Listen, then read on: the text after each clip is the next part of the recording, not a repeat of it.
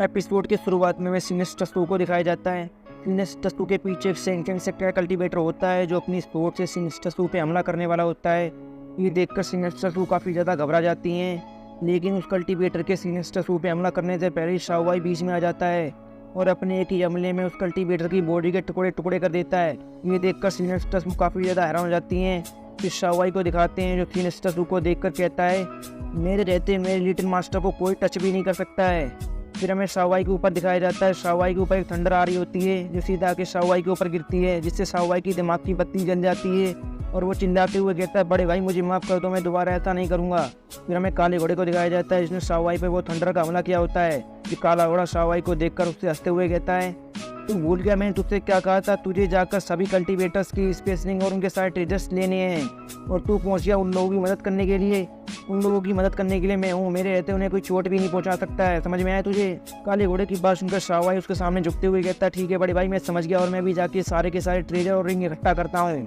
उन दोनों की बातें सुनकर सिनेस्टसू हंसते हुए कहती हैं, ये दोनों काफ़ी कमाल के दोस्त हैं, एक पल में झगड़ा करते हैं और एक पल में दोस्ती हो जाती है। फिर हमें ये इनको दिखाया जाता है जो आसमान से उन लोगों को लड़ते हुए देख रहा होता है। फिर इनको कुछ महसूस होता है और वो आसमान की तरफ देखता है। आसमान में हमें लाइट को दिखाया जाता है। उस लाइट को देखकर ये कहता है, लगता है आज का दिन तो काफ़ी ज़्यादा अच्छा है। फिर हमें उस लाइट को दिखाया जाता है। वो लाइट कोई और नहीं बल्कि दो कल्टीवेटर होते हैं जो ग्रेड रख के फोनिक्स पे बैठ के सीधा शेंगफेंग सेक्टर में आ रहे होते हैं। उन दोनों कल्टीवेटर्स में से कल्टीवेटर बोलता है, ब्रदर हम शेंगफेंग सेक्टर में पहुंच गए हैं। उस कल्टीवेटर की बात सुनकर दूसरा कल्टीवेटर उससे कहता है, अभी कुछ समय से डीमन क्लेन के कल्टीवेटर्स का आतंक कुछ ज़्यादा ही बढ़ गया है, वो काफ़ी सारे सेक्टर को बर्बाद करते जा रहे हैं। इसलिए हम शेंगफेंग सेक्टर में आए हैं ताकि हम ये चेक कर सकें कहीं शेंगफेंग सेक्टर में अभी तो किसी डीमन क्लेन के बंदे ने हमला नहीं कर दिया है। उस कल्टीवेटर की बात सुनकर दूसरा कल्टीवेटर उससे बोलता है, हाँ तुमने बिल्कुल सही कहा, लेकिन जो भी मैं तुम्हें पहले बता देता हूँ बड़े भाई, उस कल्टीवेटर ने भी इतना ही कहा होता है।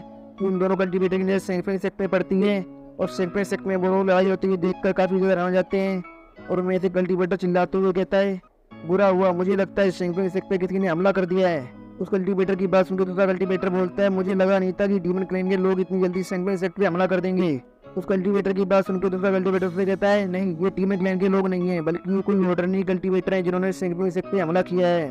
फिर उन कल्टीवेटर्स की नजर शेंगफेंग सेक्टर के लीडर पे पड़ती है और वो शेंगफेंग सेक्टर के लीडर को देखकर कहते हैं, देखो जरा ये टियांग जुआन है शेंगफेंग सेक्टर का सेट मास्टर और अब इसकी क्या हालत हो गई है। ये सुनकर दूसरा कल्टीवेटर उससे बोलता है, ये काफ़ी ज़्यादा अजीब बात है, मुझे यकीन नहीं हो रहा है इन तीन लोगों ने इतने सारे कल्टीवेटर्स को जान से मार दिया है। आखिर ऐसा कैसे हो सकता है, शेंगफेंग सेक्टर में 10,000 से भी ज़्यादा कल्टीवेटर्स हैं, फिर ये तीनों कल्टीवेटर्स उन लोगों को इतनी आसानी से कैसे मार सकते हैं। उस कल्टीवेटर की बात सुनकर दूसरा कल्टीवेटर उससे बोलता है, कुछ तो गलत है, मुझे शेंगफेंग सेक्टर कल्टीवेटर्स में कुछ गड़बड़ लग रही है, वरना ये तीनों कल्टीवेटर शेंगफेंग सेक्टर के इतने सारे कल्टीवेटर को इतनी आसानी से नहीं मार सकते। तुम जरा ध्यान से देखो शेंगफेंग सेक्टर के कल्टीवेटर्स को। शेंगफेंग सेक्टर के कल्टीवेटर्स को देख के ऐसा लग रहा है जैसे वो लड़ तो है लेकिन वो लड़ना नहीं चाहते हैं। उस कल्टीवेटर की बात सुनकर दूसरा कल्टीवेटर उससे बोलता है, तो बड़े भाई आपके कहने का मतलब है कि ये सारे के सारे कल्टीवेटर्स को कोई कंट्रोल कर रहा है। इसका मतलब ये तीनों कल्टीवेटर जो शेंगफेंग सेक्टर पे हमला करने आए ये अपनी मर्जी से हमला करने नहीं आए बल्कि इन्हें किसी ने ऑर्डर दिया है शेंगफेंग सेक्टर पे हमला करने के लिए। इसका मतलब इस सब के पीछे कोई मास्टरमाइंड है और मुझे लगता है वो डीमन क्लेन से ही है।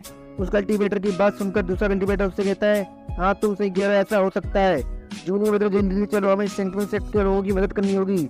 हम यहाँ पर खड़े होकर ऐसे ही उन लोगों को मरते हुए नहीं दे सकते हैं, हम डीमन क्लेन को ऐसे ही जीतते हुए नहीं दे सकते हैं।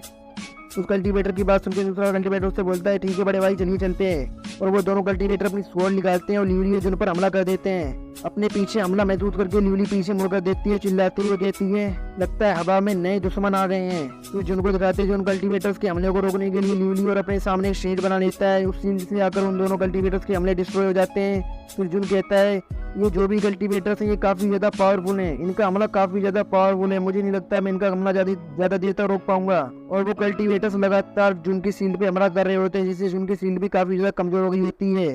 फिर ल्यूली की नजर किसी में पड़ती है और वो जुन से कहती है, जूनियर ब्रदर अब तुम्हें इन लोगों की चिंता करने की जरूरत नहीं है, कोई है जो हमारी मदद करने के लिए आ गया है, वो इन हवा में उड़ रहे दुश्मनों से लड़ लेगा, हमें केवल अभी शेंगफेंग सेक्टर को बर्बाद करने पे ध्यान देना चाहिए। फिर हमें काले घोड़े को दिखाया जाता है जो उन दोनों कल्टीवेटर्स को देखकर कहता है, इन दोनों कल्टीवेटर्स की स्वॉर्ड एनर्जी तो काफी ज्यादा वीक है, इन दोनों को क्या लगता है इतनी कमजोर स्वॉर्ड एनर्जी के साथ ये आकर यहाँ पर लड़ सकते हैं। इन दोनों कल्टीवेटर्स की हिम्मत कहते हुए मैं यूनिटी सेट मास्टर पे हमला करने की, अब तो इन लोगों को मरना ही पड़ेगा। और काला घोड़ा वहाँ से गायब हो जाता है और गायब होकर उन दोनों कल्टीवेटर्स के पीछे फोनिक्स पर आ जाता है और उन दोनों कल्टीवेटर्स को कुछ पता भी नहीं चलता है और वो दोनों कल्टीवेटर्स आपस में ही बात कर रहे होते हैं। पहला कल्टीवेटर बोलता है, ये अचानक से क्या हुआ, मेरी स्वॉर्ड एनर्जी गायब कैसे हो गई?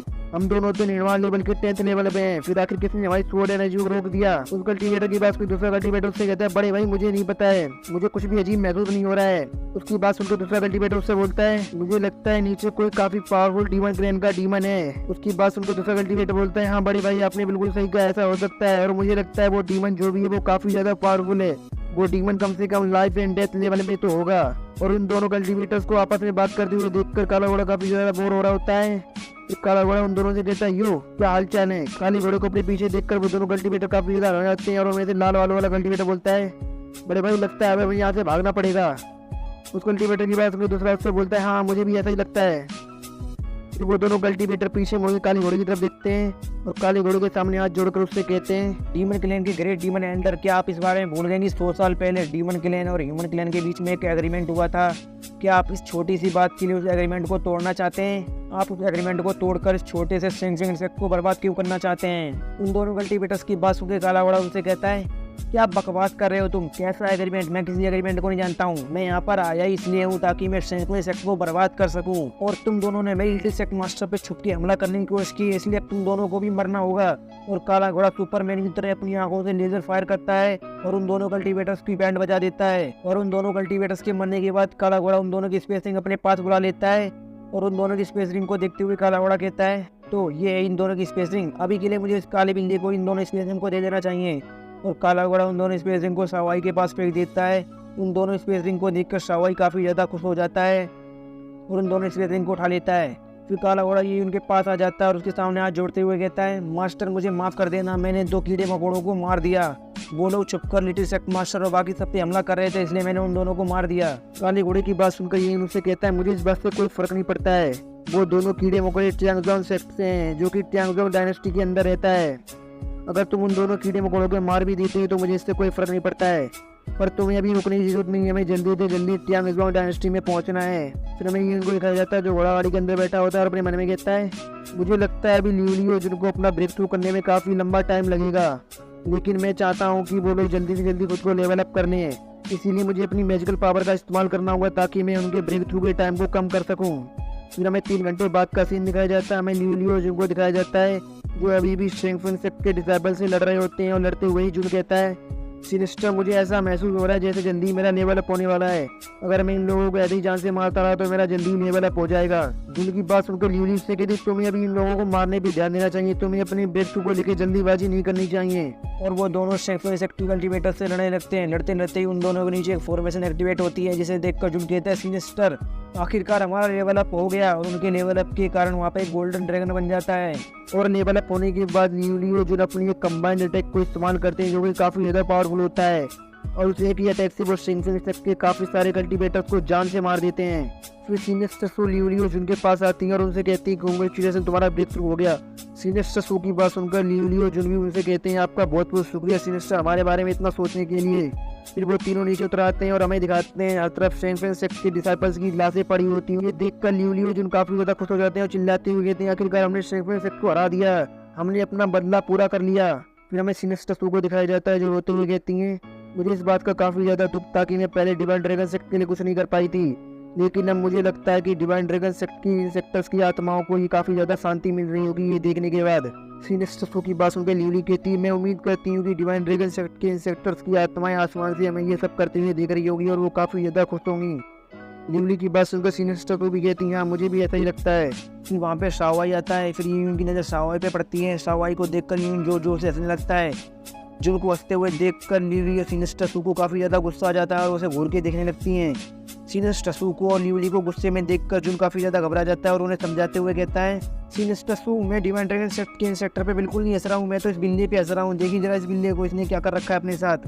जुन की बात सुनकर लिवली भी शाओवाई को देखती है। शाओवाई को देखकर लिवली जोर जोर से हंसने लगती है और हंसते हुए कहती है, काले बिल्ली ये क्या कर रखा है तुमने, तो काफ़ी सारे गहने पहन लिए, क्या तुम कोई शॉप खोलना चाहते हो। और हमें शाओवाई को दिखाते हैं जिसने काफ़ी सारी स्पेस रिंग अपनी बॉडी में पहन रखी होती हैं और वो काफ़ी ज़्यादा मस्त लग रहा होता है। फिर शाओवाई लिवली के पास जाता है और लिवली के पास जाकर कहता है, लिटिल इंसेक्ट मास्टर ये सब मैंने आपके लिए किया है, आप लोग लड़ाई में काफ़ी ज़्यादा बिजी थे और आप इन लोगों की स्पेसिंग ले नहीं पा रहे थे, इसीलिए मैंने आपके इन लोगों की स्टेशन ले ली ताकि बैटल खत्म होने के बाद मैं आपको ये सब दे सकूं। शाओ भाई की बात सुनकर ल्यूली काफ़ी ज़्यादा खुश हो जाती है और उसके सर पे हाथ फेरते हुए उससे कहती है तुम्हारा बहुत बहुत शुक्रिया शाओ भाई। और ये कहने के बाद ल्यूली सारी स्केचिंग को ले लेती है शाओ भाई से। फिर हमें जुन को दिखाया जाता है जो अपने सर पे हाथ फेरते हुए कहता है मुझे ऐसा क्यों लग रहा है जैसे हम कुछ भूल रहे हैं। जुन की बात सुनकर सिनेस्टर तो भी कहती है हाँ तुमने बिल्कुल सही कहा, मुझे भी ऐसा लग रहा है जैसे हम कुछ भूल रहे हैं, लेकिन जो भी हो चलो उसे छोड़ो। और उन तीनों को ऐसा सोचते हुए देखकर शाओ भाई काफ़ी ज़्यादा हैरान हो जाता है। ल्यूली को कुछ महसूस होता है और आसमान की तरफ देखती है और हमें आसमान से ये यून और काला घोड़ा आता हुआ दिखाई देता है।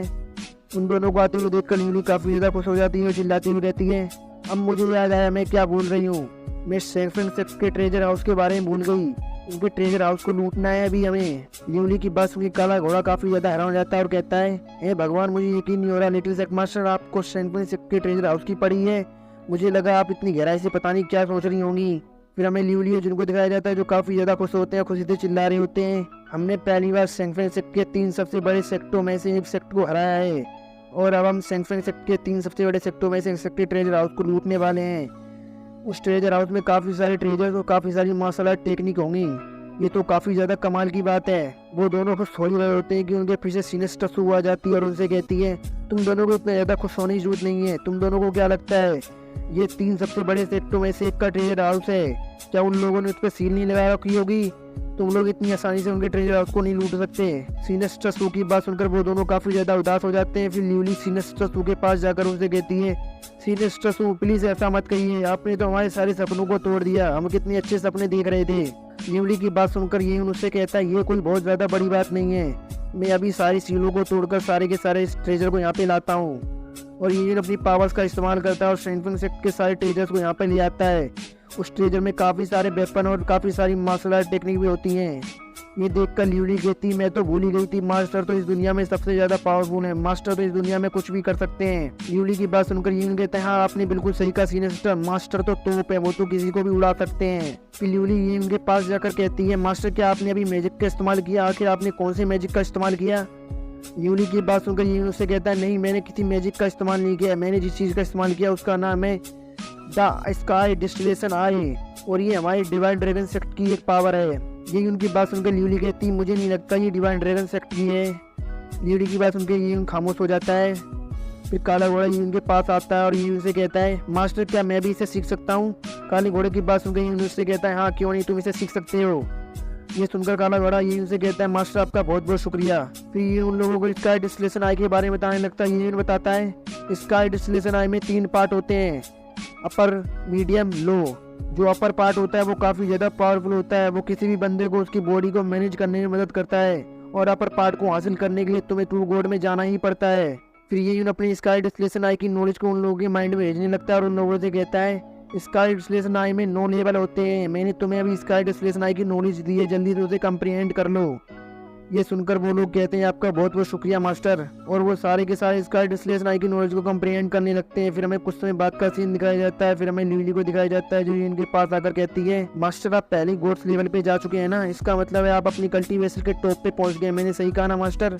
ल्यूली की बात सुनकर ये उनसे कहता है नहीं ऐसा नहीं है, अभी भी मैं अपनी कल्टीवेशन के टॉप पे नहीं पहुंचा हूँ, मुझे तो अभी काफ़ी ज़्यादा आगे जाना है, अभी तो मुझे गॉड किंग लेवल पे जाना है। गॉड किंग लेवल पे जाने के बाद ही मैं अपनी स्काई डिस्टिलेशन आई की पीक को हासिल कर पाऊंगा और उसके बाद ही मैं अपनी स्काई डिस्टिलेशन आई की फुल पावर को इस्तेमाल कर पाऊंगा। ये उनकी बात सुनकर ल्यूली और बाकी सब काफ़ी ज़्यादा हो जाते हैं और चिल्लाते हुए कहते हैं मास्टर तो काफ़ी ज़्यादा पावरफुल है। गॉड किंग लेवल, ये कौन सा लेवल है, हमने तो इस लेवल के बारे में कभी सुना भी नहीं है और मास्टर इस लेवल पे पहुंचने वाले हैं। उन लोगों की बात सुनकर ये उनसे कहता है मैं तुम लोगों को एक बात बता देना चाहता हूँ, कल्टीवेशन का पार्ट कभी खत्म नहीं होता है, तुम खुद को जितना ज़्यादा कल्टीवेट करते जाओगे तुम उतना ज़्यादा आगे जाते जाओगे। तुम लोगों को काफ़ी ज़्यादा मेहनत से कल्टीवेट करना चाहिए खुद को, मैं बस तुम लोगों की मदद कर सकता हूँ, मैं इससे ज़्यादा और कुछ नहीं कर सकता हूँ। ये उनकी बात सुनकर वो सारे के सारे कहते हैं आपका बहुत बहुत शुक्रिया मास्टर हमें ये सब बताने के लिए, और अब से हम वैसा ही करेंगे जैसा आप कहेंगे मास्टर। फिर वो तीनों सैन फ्रांसिस्को के ट्रेजर्स को देखने लगते हैं। फिर ल्यूली कहती है अब हमें सैन फ्रांसिस्को का सारा ट्रेजर मिल गया है तो अब हमें जल्दी से इस ट्रेजर को 3 हिस्सों में बांट लेना चाहिए जिससे हमें फ्यूचर में कोई दिक्कत ना हो, क्योंकि फ्यूचर में चल के हमें काफ़ी सारे ट्रेजर और मिलने वाले हैं। फिर सीन शिफ्ट होता है और हमें किसी और जगह का सीन दिखाया जाता है जहाँ पर एक बुड्ढा खड़ा होता है। फिर उस बुड्ढे के सामने आसमान से काफ़ी पावरफुल लाल रंग की लाइट आती है जो जमीन पे गिरती है और आसमान से जमीन तक एक बड़ा सा पिलर बन जाता है। उस पिलर को देखकर वो बुड्ढा चिल्लाते हुए कहता है ये तो गोड का होना, ये red flame sword immortal land में जाने का रास्ता है। फिर वो बुड्ढा आगे जाके उस रेड पिलर को छूने लगता है, लेकिन उस बुड्ढे को काफी जोरदार झटका लगता है और वो अपने हाथ को पीछे हटा लेता है और चिल्लाते हुए कहता है, यकीनन ये रेड डस्ट फेरी लैंड है, लेकिन इसके अंदर जाना काफी ज्यादा मुश्किल है क्योंकि इसके ऊपर गोल्ड रीलम है। लेकिन मुझे लगता है इसके अंदर जाने के बाद हमारी प्रैक्टिस काफी ज्यादा तेज हो जाएगी। फिर वो बुड्ढा चिल्लाते हुए अपने सभी डिसाइपल से कहता है, मेरे सभी डिसाइपल्स तैयार हो जाओ, तुम लोगों को एंटर करना है रेड डस्ट इमॉर्टल लैंड में। इस लैंड में जाने के बाद तुम लोगों की प्रैक्टिस काफी ज्यादा तेज हो जाएगी और तुम लोग खुद को काफी जल्दी लेवल अप कर पाओगे। उस बुड्ढे की बात सुनकर वो सारे कल्टीवेटर कहते हैं, यस मास्टर, और वो सारे कल्टीवेटर उस रेड पिलर के अंदर जाने लगते हैं। वो सारे कल्टीवेटर्स को उस रेड पिलर के अंदर जाते हुए देखकर वो बुड्ढा काफी ज्यादा खुश हो जाता है और चिल्लाते हुए कहता है, आखिरकार मेरे सारे disciple red dust immortal land में जा रहे हैं। रेड डस्ट इमॉर्टल लैंड में जाने के बाद मेरे सारे डिसाइपल्स की कल्टीवेशन काफी ज्यादा तेजी से बढ़ जाएगी और वो जल्दी से जल्दी गोल्ड बर्निंग लेवल में पहुंच जाएंगे। फिर वहाँ पर एक घोड़ा गाड़ी आती है जो कि उनकी होती है। उस घोड़ा गाड़ी को देखकर वो बुड्ढा कहता है, यहाँ पर आखिर ये घोड़ा गाड़ी क्या कर रही है। फिर उस बुड्ढे की नजर काले घोड़े पे पड़ती है और काले घोड़े को देखकर वो बुड्ढा कहता है, आखिर मैं इस काले घोड़े के लेवल को देख क्यों नहीं पा रहा हूँ, क्या इस काले घोड़े का लेवल मुझसे काफी ज्यादा हाई है। इसका मतलब इस घोड़ा गाड़ी के अंदर जो भी कल्टीवेटर है उसका लेवल काफी ज्यादा हाई होगा और वो काफी ज्यादा पावरफुल होगा। फिर हमें दिखाते हैं उस घोड़ा गाड़ी के अंदर से ल्यूली, जून और सिनेस्टर सू बाहर आती हैं। फिर ल्यूली उस रेड पिलर को देखते हुए कहती, तो ये रेड डस्ट फेरीलैंड, इंस्ट्रक्टर ने कहा है कि वो घोड़ा गाड़ी में ही रहेंगे, इसलिए हमें खुद ही अकेले आगे जाना होगा। और मुझे इस रेड डस्ट फेरीलैंड को देखकर काफी ज्यादा अजीब लग रहा है। ल्यूली की बात सुनकर जुन भी कहता है, हाँ सिनेस्टर, आपने बिल्कुल सही कहा, मुझे भी इसे देखकर काफी ज्यादा अजीब फील हो रहा है। उन दोनों की बातें सुनकर सिनेस्टर उन दोनों से कहती है, तुम लोग बातें करना बंद करो, जल्दी से चलो, हमें उनके अंदर जाना होगा, उसकी मदद से हम अपनी प्रैक्टिस को काफी तेजी से कर सकते हैं। और सिनेस्टर और वो दोनों उड़कर उस रेड पिलर के अंदर जाने लगते हैं। सिनेस्टर तो उस रेड पिलर के अंदर काफी आसानी से चली जाती हैं, लेकिन ल्यूली और जुन उसके अंदर नहीं जा पाते हैं। वो देखकर ल्यूली और जुन काफी ज्यादा हैरान हो जाती हैं और ल्यूली कहती है, आखिर ये क्या हो रहा है, सिनेस्टर तो इसके अंदर काफी आसानी से चलेंगी, फिर हम क्यों इसके अंदर जा पा रहे हैं। फिर वो बुड्ढा उन दोनों के पास आता है और ल्यूली और जुन को देखकर उनसे कहता है, क्या तुम लोगों को पता नहीं इसके अंदर केवल गोड शेपिंग से कम लेवल के बंदे ही जा सकते हैं। अगर तुम्हें इसके अंदर जाना है तो तुम्हें अपनी स्पेशल टेक्निक का इस्तेमाल करना होगा और अपने लेवल को कम करना होगा, उसके बाद तुम इस रेड डस्ट फेरीलैंड के अंदर जा पाओगे। उस बुड्ढे को देखकर वो दोनों हैरान हो जाते हैं और उस बुड्ढे की बात सुनकर कहते हैं, अच्छा ऐसी बात है, और तुम्हारा शुक्रिया हमें इस बारे में बताने के लिए। फिर उन दोनों को ये उनकी आवाज आती है जो घोड़ा गाड़ी से कहता है, तुम दोनों वापस आ जाओ, तुम्हें उसके अंदर जाने की जरूरत नहीं, तुम लोग घोड़ा गाड़ी में आकर ही प्रैक्टिस करो। ये उनकी बात सुनकर वो दोनों कहते हैं, ठीक है मास्टर, वो लोग घोड़ा गाड़ी के अंदर चले जाते हैं। फिर घोड़ा गाड़ी से बाहर आता है, उस रेड पिलर को देखते हुए कहता है, इंटरेस्टिंग, 1,00,000 साल बीत गए मुझे इस फेरीलैंड को देखे हुए, लेकिन ये बिल्कुल भी बदला नहीं है। फिर हमें रेड डस्ट फेरीलैंड के अंदर का सीन दिखाया जाता है। हमें रेड डस्ट फेरीलैंड के एक डीप पार्ट का सीन दिखाया जाता है जहाँ पे एक ताबूत पड़ा होता है। फिर उस ताबूत का ढक्कन धीरे धीरे हटता है और उसके अंदर से एक हाथ बाहर आता है और कहता है, ये काफी ज्यादा शर्मनाक है, मुझे यहाँ पर ये उनकी ब्रेथ महसूस हो रही है, इसका मतलब ये यहाँ पर आया है। और इसी के साथ ये एपिसोड खत्म होता है। और अगर वीडियो अच्छी लगी हो तो चैनल को सब्सक्राइब कर दे और वीडियो को लाइक कर दें।